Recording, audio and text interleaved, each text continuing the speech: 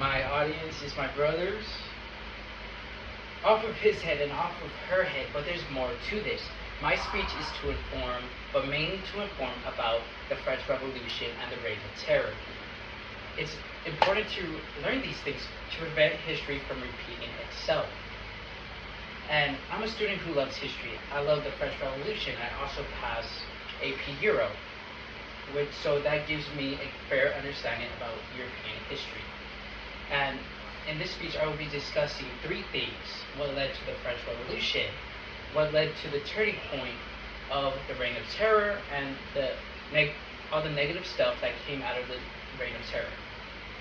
Moving on to the first point on what led to the French Revolution. It was famine and American influence.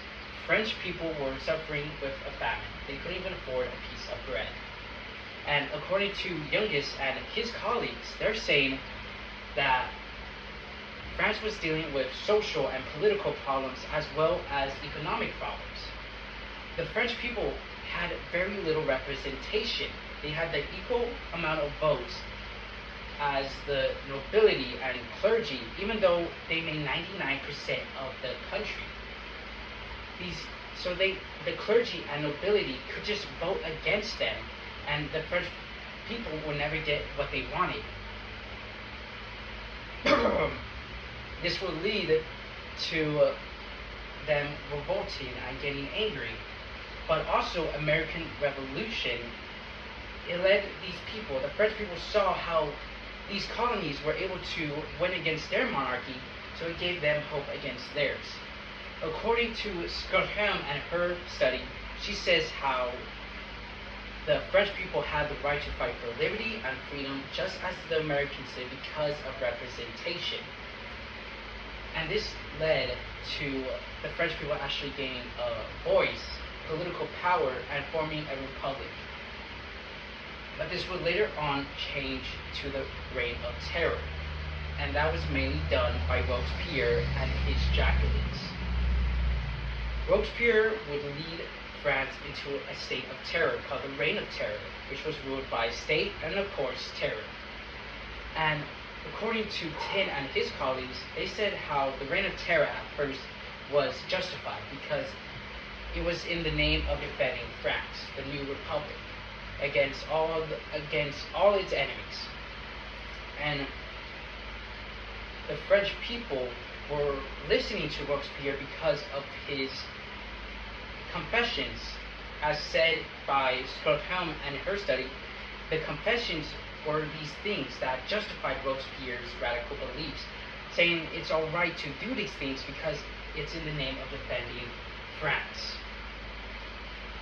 And Robespierre would later on form the Committee of Public Safety, the source of all the fear, because if you said something wrong about the Republic or the committee itself, you could get beheaded, just like Marie Antoinette. She was beheaded by the guillotine, as shown right here. She was beheaded, but more on that later. Moving on to the negatives of the Reign of Terror, dozens and thousands were killed by the guillotine, as shown as here. They are killed and beheaded. The executioner would have the rope, then cut it, and the blade would fall swiftly and kill the person fast. This led to mass murders. It would also lead to the death of many famous people, which also led to war against France. Robespierre himself would get beheaded because he was accusing people in the Committee of Public Safety, so they went against Robespierre and beheaded him. And Louis XVI and Marie Antoinette were beheaded also, but since Marie Antoinette was beheaded, she's from Austria. This led to Austria declaring war on France. And these deaths just went in vain because of Napoleon. When he got into power, he led by absolute power. He was an emperor, and an emperor is basically a king. These French people fought so hard to get rid of their king, and just to get replaced with Napoleon. Napoleon was a great leader, of course he was, He was a great leader, so it kind of cancels everything out. But if you're not sleeping right now, I'm very surprised because you just learned about the French Revolution and what led to it, the turning point that led to the Reign of Terror, and all the cons of the Reign of Terror. You must, I'm very shocked because I think you must have had your head, chopped open by DMT because you were able to stay away from all that. But if you did fall asleep, there's one thing that I want you to take from this speech, and that is Napoleon. Even though Napoleon kind of made all those deaths go in vain, he did lead France into an age of vigor. He made the French Empire, and he led France to a series of victories until a series of battles, especially the Battle of Waterloo. But he would lead France to an age of vigor. Thank you for listening.